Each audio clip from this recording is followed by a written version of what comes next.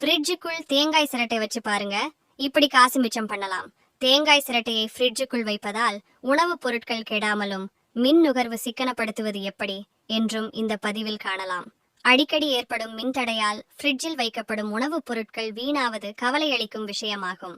Fridge கதவை திறக்கும் ஒவ்வொரு முறையும் குளிர்ந்த காற்று வெளியேறி காம்ப்ரசர் கடினமாக உழைக்க வேண்டியுள்ளது. இதனால் மின் நுகர்வு அதிகரிக்கிறது. தேங்காய் சிரட்டையை ஃப்ரிட்ஜுக்குள் வைப்பதால் உணவுப் பொருட்கள் கெடாமலும் மின் நுகர்வு சிக்கனப்படுத்துவது எப்படி என்று இந்த பதிவில் காணலாம்.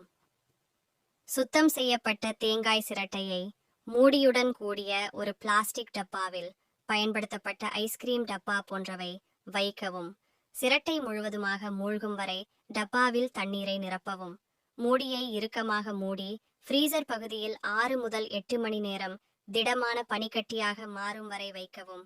உறைந்தவுடன் அந்த முழு டப்பாவையும் பனிக்கட்டி மற்றும் சிரட்டையுடன் எடுத்து உங்கள் ஃப்ரிட்ஜின் பால், மாவு மற்றும் பிற பொருட்களுக்கு இடையே வைக்கவும்.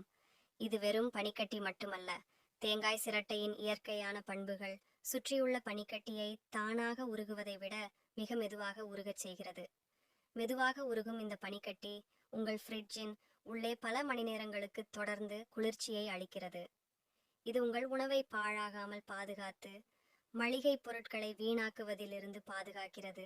தொடர்ந்து கூடுதல் குளிர்ச்சியை வழங்குவதன் மூலம் ஃப்ரிட்ஜின் கம்ப்ரஸர் மீதான அழுத்தம் குறைக்கிறது. கம்ப்ரஸர் அடிக்கடி இயங்க வேண்டிய அவசியம் இல்லாததால் உங்கள் மின்சார பயன்பாடு கணிசமாக குறைந்து மாத இறுதியில் குறைந்த கட்டணமே வரும். சார்பில்லாத சமரசமில்லாத செய்திகள் உங்கள் உள்ளங்கைகளில்.